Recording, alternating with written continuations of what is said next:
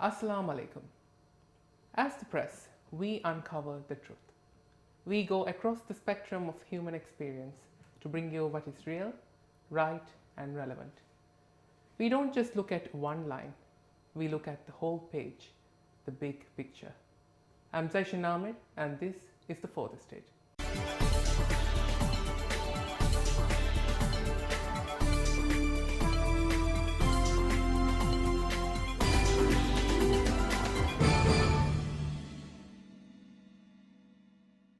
The Maldives Girl Guide Association may not be a new name for Maldivians. In fact, over the years, it has become a household name with over 9,000 guides in the country. Yes, you heard right, 9,000. Tonight, we speak to members of the guiding family to learn more about this great big national movement of women leaders. Joining the conversation are the Chief Commissioner of the Association, Newmat Shafiq, and the newly elected President of the Young Leaders, and also a recipient of the President's Badge, Firasha Mohammed. Newmat and Firasha, welcome to the show. Thank you. To start off, can you tell us something about your association? How did it start out? Well, actually, Maldives Girl Guide Association has been in existence since 1980s, early 80s. But before that, the guiding was there from 1952. So we have a long history of guiding in the Maldives. But till in early 80s, we have had gaps in between, on and off. It's not been really active, but it became an association since then. And I think you would also know that we belong to a world association called World's Association for Girl Guides and Girl Scouts, and that also is branched into 5 areas, like 5 regions, and one of the regions is Asia Pacific region where we belong to. So it's one big umbrella. So it's one big umbrella with 5 areas, like 5 regions. And like I said, we are not just an association in the Maldives, we belong to 10 million other members across the world. So it's just that, I think if you look at us, we are few members in 10 million. And our main mission and vision is to develop young people, young women specifically from the age of, our program starts from the age of 5, and it can go till at any age, you can still be a guide. So tell us about the structure. You have 4 groups, I believe, the Stars, the Little Maids, the Service Guides, and can you tell us something more about that? Our branches, Stars, Little Maids, Girl Guides, and the Service Guides. So the Service Guides are now called as the Young Leaders. Stars, it's for the most small members. It is like 5 to 7 years of age. And after that, that's the Little Maids, 7 to 11 years. 11 to 16 years, it's for the Girl Guides. And after that, after 16 years, you can continue as a service guide or as a young leader, or you can become an adult leader and be a leader for your own units, companies, or PECs. Interesting. Yeah. Actually, we have two groups. One is the girls program, and one is the adult program, what we call. And because our school system, the girls are leaving school by 16 after O level, and some of them don't go into A levels. So we have started a gap. There is a gap between 16 and 18. 18 is a actual age. So they can actually join into the young leader group, or they can become adult lieutenants till they are 18. So the girls group and the adult groups, we have 2 distinct. And in the adult group, when you have 4 groups in the girls program, the Stars, Little Maids, the Guides, and the young leaders. In the adult group, we have the guiders, we have the commissioners, and we also have the trainers, like who train, and also we have also another group called Friends of Guiding. So we have different people that can be in the same umbrella. So a huge fraternity. Yes. Now let's look at the roots of the guiding movement in the world. In 1909, there was a Boy Scout rally at Crystal Palace in London. In those days, for girls to camp and hike was not common, as this excerpt from the Scout newspaper shows. If a girl is not allowed to run or even hurry to swim, ride a bike, or raise her arms above her head, how can she become a scout, which is one of the foundations of this movement. Now, do you think these barriers or these perceptions, these attitudes were present in Maldivian society at the outset of your association? I think because we are a girls' movement, there was no restriction as such. When you belong to, it's all girls, then whatever potential the girl can go, that's one of our mission, to reach the girls' potential. So that means there should not be any restriction. And I think compared to other Asian countries, Maldives has a society or community that supports women's education, that gives liberation for women. Though we have pockets of restriction, but I don't think we have had it within our association, because that's one of our principles for promoting young people and girls for reaching their potential. So I don't think we have had it. And when you look at the history of guiding, how it started with Amin Didi's time. So you can see Amin Didi was one of the pioneers who promoted girls' education, girls brought to the forefront of the society. So I think we have had a revolution that came across, where we are an independent organization with 9,000 members. So I think I could say that we did not have that kind of restrictions as such as you would find in other countries. As girls, as adults, as Madam has said, I believe we have no restrictions in the Maldives, because everyone supports our movement. Parents are willing to let their children join and become our members, are very supportive to our events. So that is a factor which shows how independent we are and how supportive everyone is, isn't it? Now, as with any case, there might be people out there who question the importance or the relevance of the Girl Guides Association as a movement. So for them, why don't you tell them, what is the main role of this movement? Is this still relevant in today's times? I think it's more relevant in today's time than it used to be, because in our society, the whole shift has changed from extended family into nuclear families, where children do not have the opportunities which we used to have as when we were growing up. And I think even when you look at the academic sphere within the schools, you would see it's very academic oriented, where most of the activities happen in the classroom, and it's very more focused in achieving the grades and such. So children don't have the opportunity to be socially working with each other.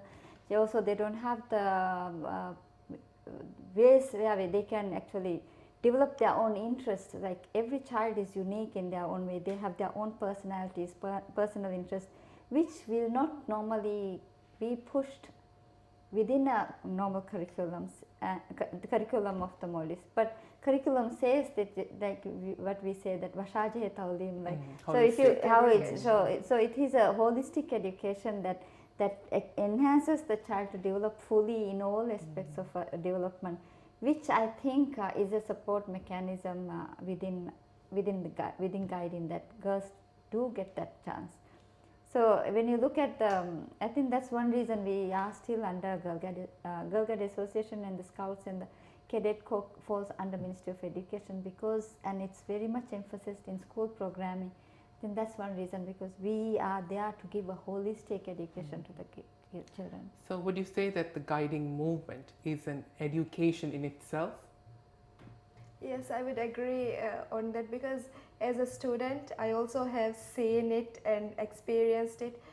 We don't get a lot of opportunities through school other than excelling in academics, but guiding provides us a new platform where we could show our skills, learn more, and get to interact with more people and learn all these socializing skills. So yeah, it is.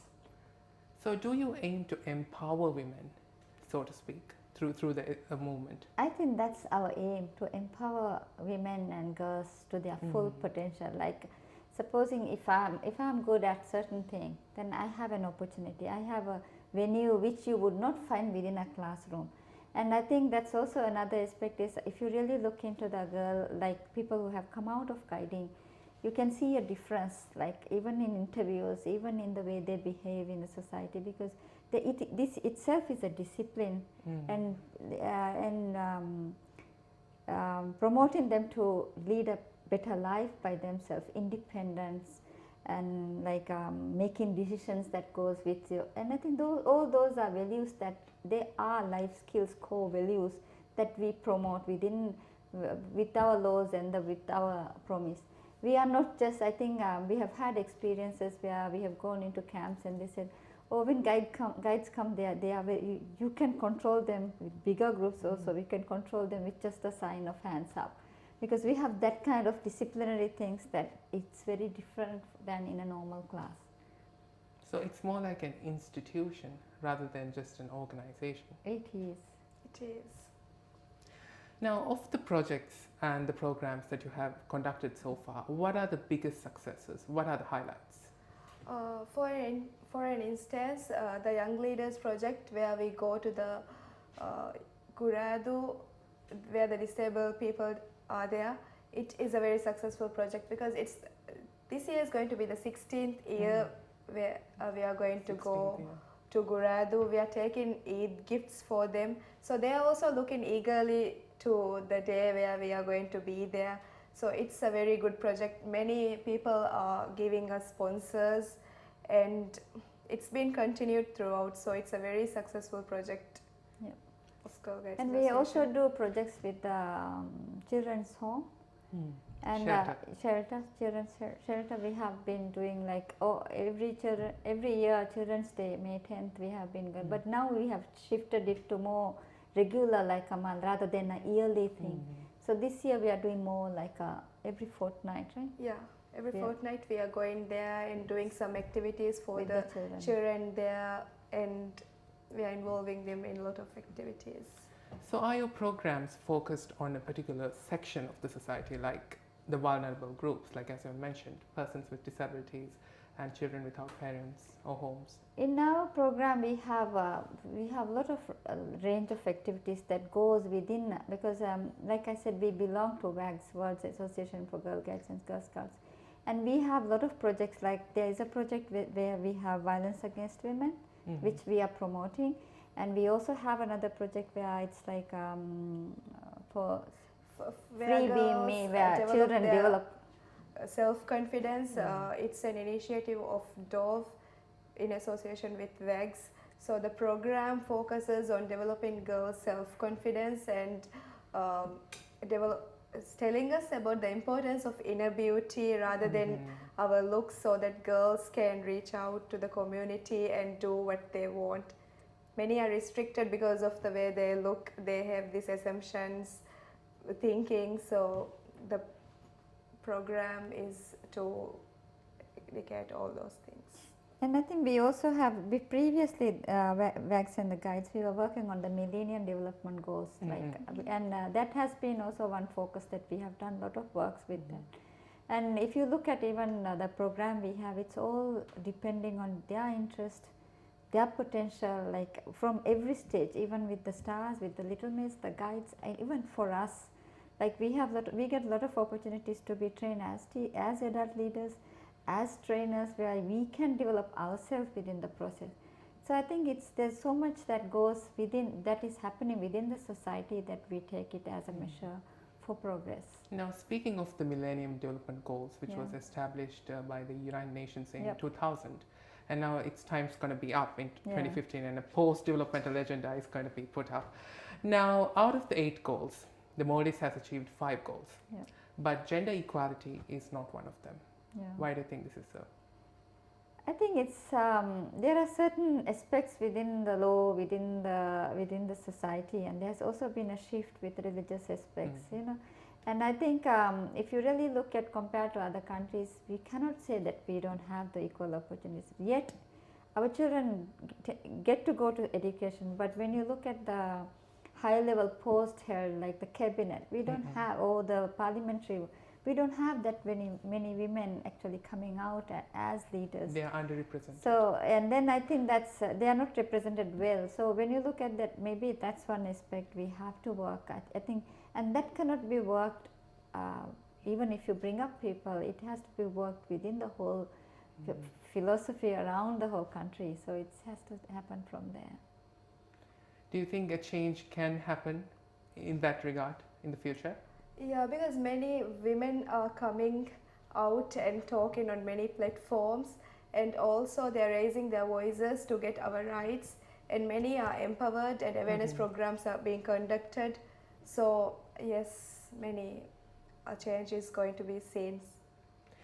Now, since the Guide Association has over 9,000 members, and since it has such a huge outreach, given that it is part of an umbrella organization, WAGS, which is Yeah. the umbrella body, for such an organization, what do you think, what kind of impact have you created in the society?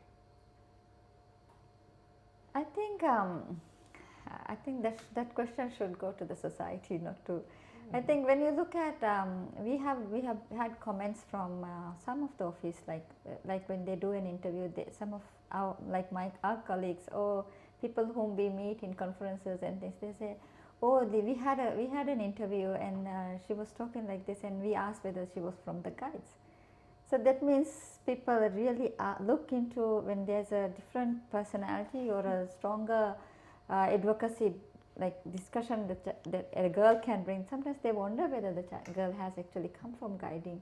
So I think that's one thing the society has, and I think society believes that guides are different than a normal mainstream student that comes out, because we are more equipped to deal with Social social situations.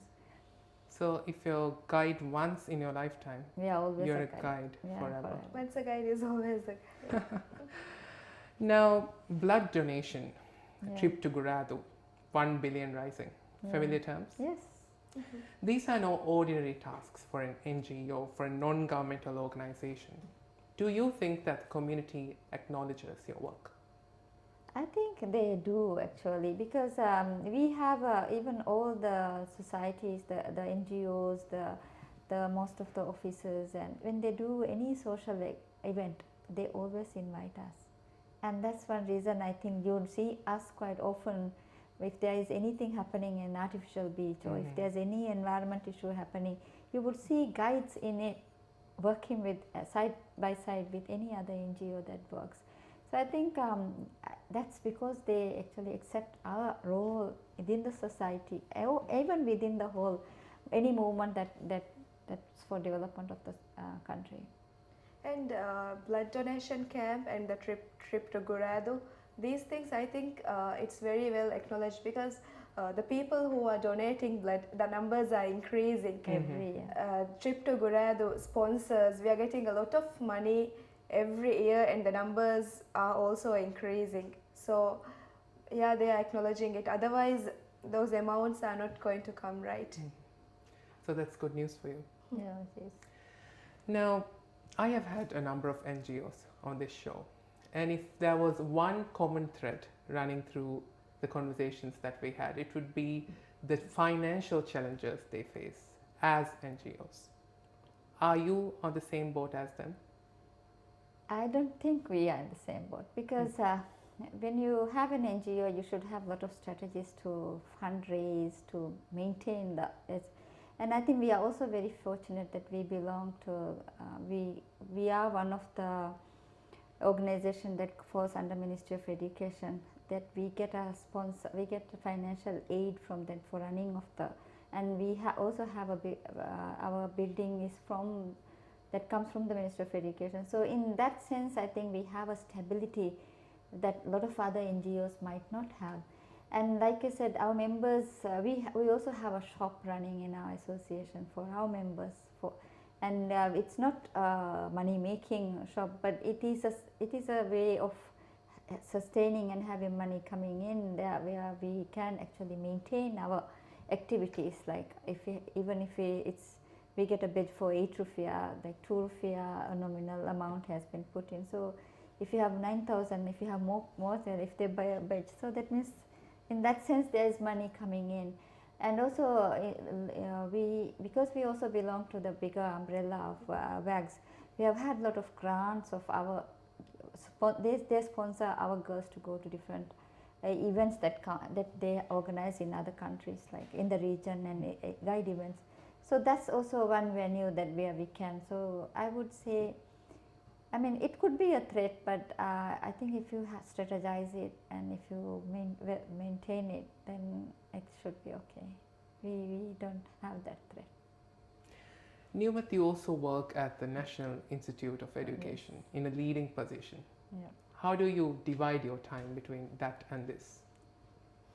I think it's called time management, and sometimes it's not There's a so name for it. easy. Yeah, it's not so easy. Like for example, I live in Holumale, and I have one uniform in Holumale, other one in my office, and another one in my sister's house. So there are a lot of inconvenience when you really look at the whole scenario. Okay. But I think it's how you manage, and because I have also been in guiding for a long time, it becomes a habit. Becomes a way of life. And yeah, like a habit. Like it's guiding Okay. is part of my like a thing that normally you do automatically. And I think that's one thing. And like I said, if you have an interest, if you have a passion for it, you will find the time. That's my motto. And sometimes I find that the busiest people give you the time. So maybe that's the way I manage it. And I think since I also work under an institution under Ministry of Education, and guiding is also part of guiding. So I think in a way that's also a bonus for me to be in the same area. I mean, technically I think it's not that I'm combining both, but Killing I two think birds with one stone. no, it's also not that. But I think for me I can see a broader vision because I'm also working with the curriculum. I'm working with the training, and I'm working. So it's also a bonus for Girl Guide Association, I think. And like I said, I try to manage it, and sometimes we cannot do everything, but you have to acknowledge that we can. There's so much you can do, and whatever we can do, we do, and that makes a difference to the girls of Maldives. And I think that's why I'm working like that. Now, Firasha, you're a law student. How do you find time for your work at the Girl Guide Association? Like Madam has said, I also have a very deep passion for guiding. So yeah, I also live in Willingili, and I have all these things, uniforms in Male. Sometimes while in Male they will call and say, an event is coming up, we need you there. Then I have to rush to some friend's house, borrow from them. Still I manage to go and do it because I want to do it. And yeah, it's all about the commitment and how we pull it off. And you pull it off very well. Yeah. Yeah. Now, what are your programs for this year, 2015? I think one of our main, because we are going into hopefully to a rebranding. That's one of the things we are looking into, the interest of because we haven't really gone into a reprogramming for a while. And that's something that we are looking into. Is look at our books, look at our programs. What are the things that 10 years back that could be what the girls wanted. So now we have to go into another sphere where we have to look at what are the girls these days need. What are their interests? So we are looking at that, and that's one of the things So are you following the old framework now? It's not an old framework. We have had in 2000, I think 2 or 3, we had a change. So we have not. It's not such an old thing, but we have been in, and the books also have been revised on and off. And you have been making adjustments. Yeah, we have tried to make some of the adjustments, but we are also looking in a more, like, what do you call, more program way, that we are going to get the girls' consent to it, like discuss with the girls, we discuss with other members. So it's going to be a, what do you call, a reform process in a way. And we are also looking at the strategic plan, which we will be working at for the next 3 years. And next Friday we have event for all the stars, and we have over 460 stars having an event in Willingili next Friday.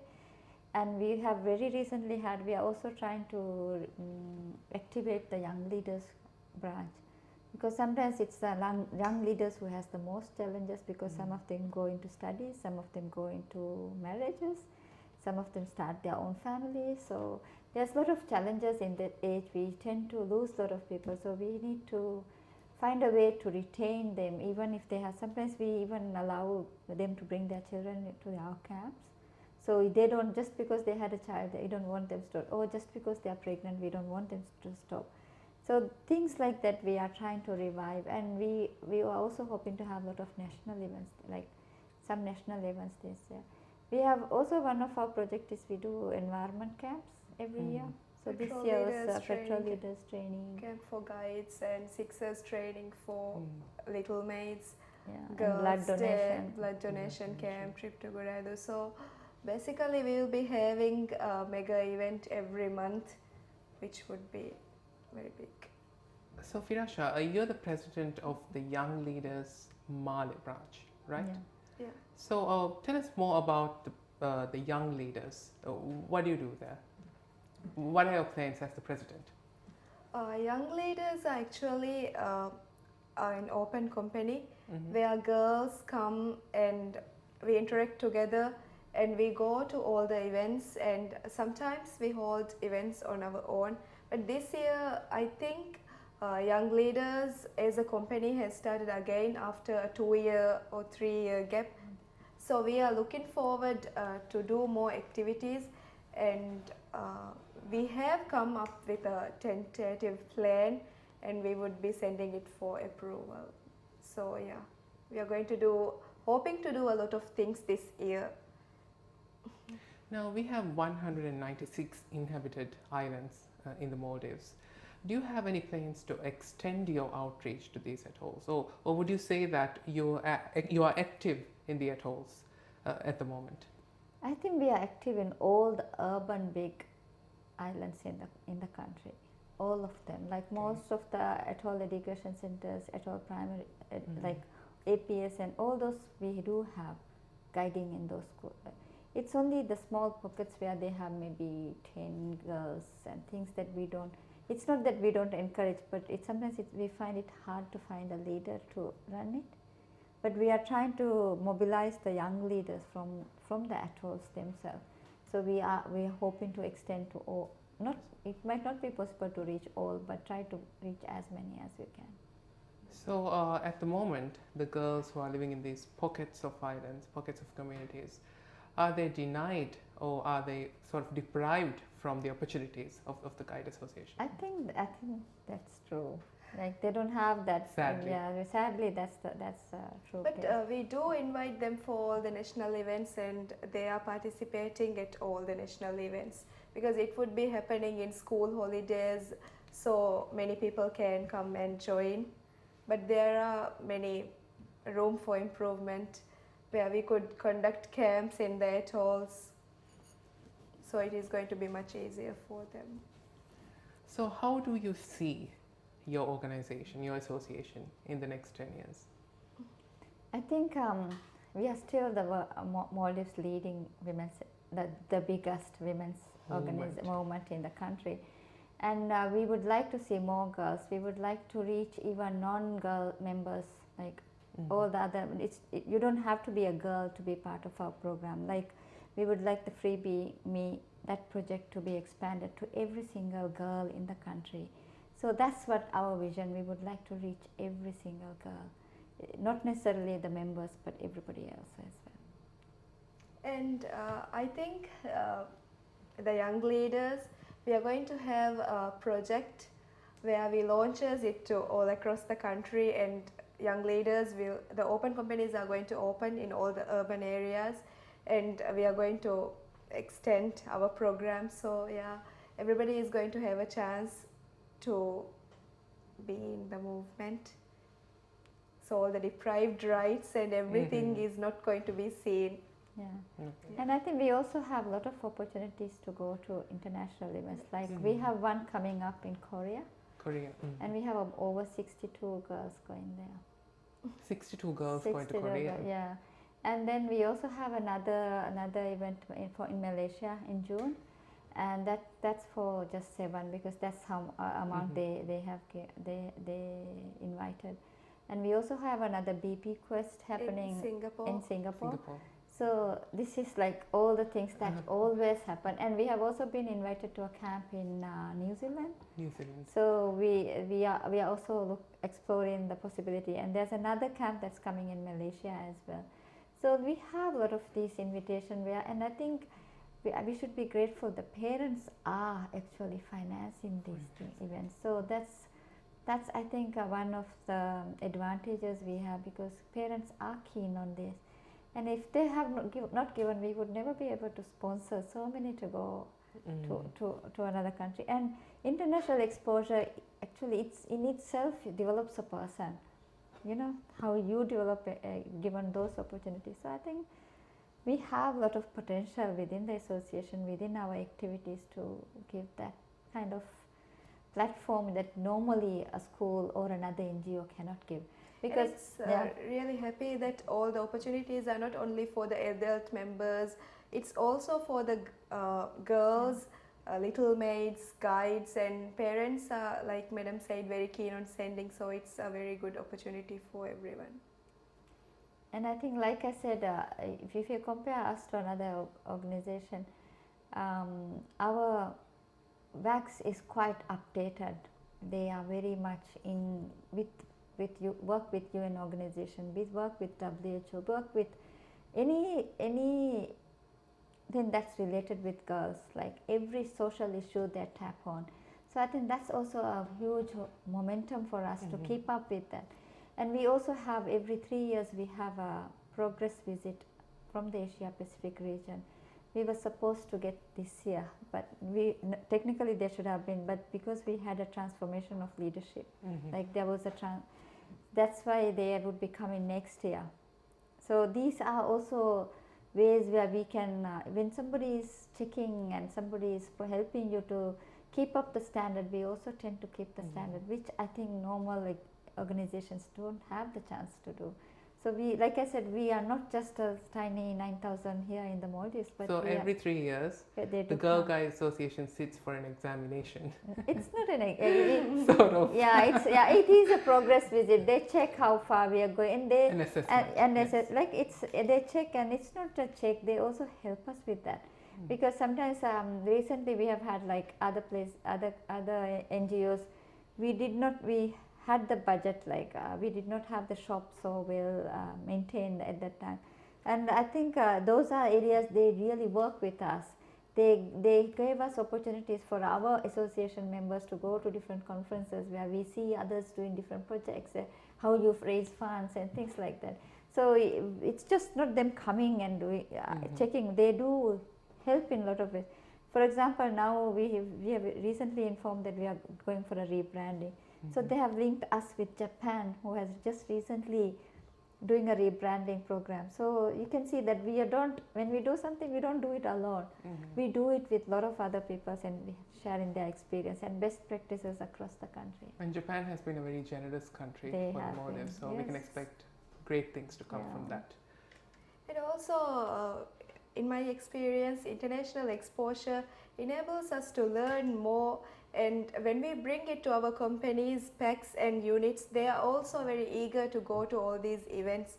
And it is actually like helping us to retain others in the movement. So they are looking forward to go to all these international opportunities where they can go to all these countries, meet with new people, make new friends. So it actually helps us to retain others in the movement too.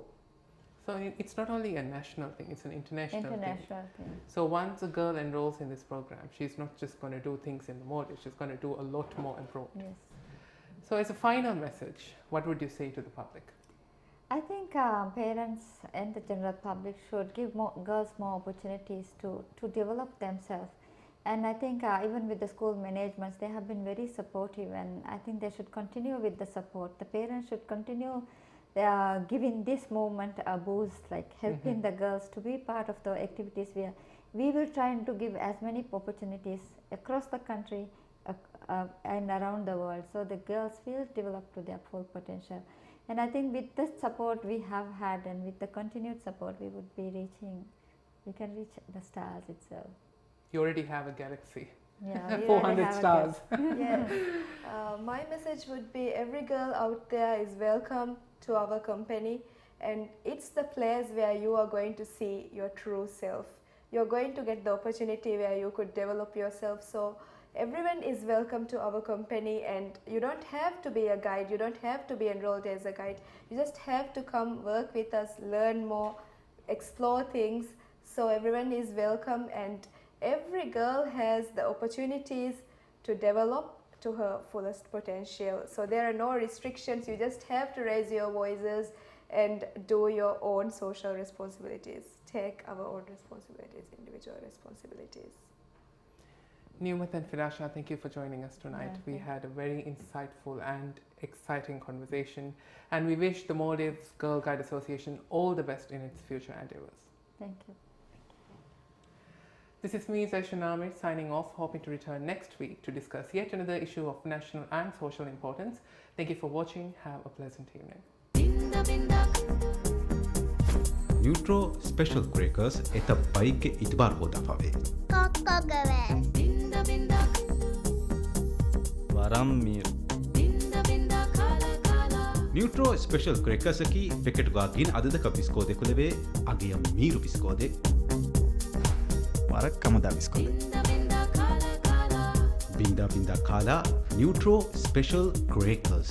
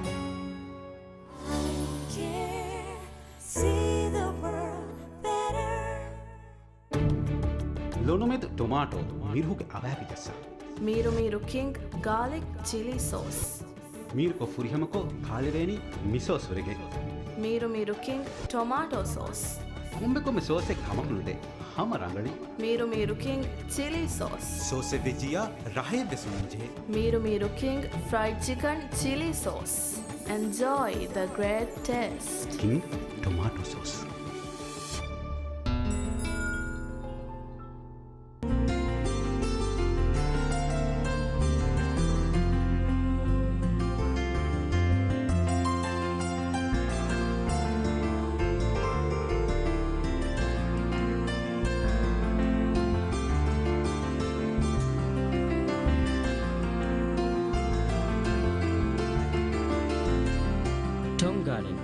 Imported and marketed by Miami Traders.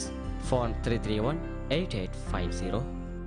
Sena, කොබ සෙල්තනේ මොනීත? අද කොන්සෙල් මිහාරුස් red වේවුන් අපරි එන්හාස් රුපියාගේ ව්‍යාපාරි 61 රුපියක් කොල්ලේ. එන්හාස් රුපියාගේ ව්‍යාපාරි red වේව කොමදරක තියස්. ආහෙක බදලක 61 රුපියා වානතති කියන්නේ. මරියම් බා red වේවුන් අපරි එමිහු විකාවුගා එම්එම්එස් විකානම තකතිගා ගොබඩුවකින් එකක් කොස් නුනේ. එදෙන් හැම සතේකක වාහ. එන්හාස් රුපියාගේ ව්‍යාපාරි 61 රුපියක් කොල්ලුම red wave මජීදි මග. Red wave mart රෝෂනි මග. රෙඩ් වේව් ප්ලාසා සයීද් ක්ලේක් ෆාන් මග. ආදී රෙඩ් වේව් මෝල් මජීදි මග වඩා තිබාගේ ජීවත් 61 රුපියා ජමා කරනවා.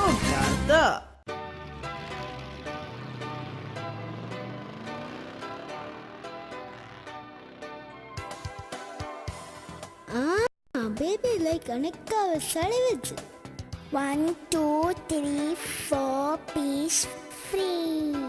We were though we wouldn't baby like it. But 12 case 1 case free. Tutu therefore go for la hingama jehuma baby like pena korama. Tirag postpaid and Nangawa adi I like Singapore ga ufarid chuttiyeng heda kolumge fursat hodava. Hatar befrunang hatar bege hurum adi Singapore ge mashhur tantam balwale vuma tuata. Tuata ge terega night safari, river cruise, gardens by the bay adi Universal Studio balwale vumge fursat. Tirag postpaid and Nangawa ge Singapore ga chuttiyeng heda kolava.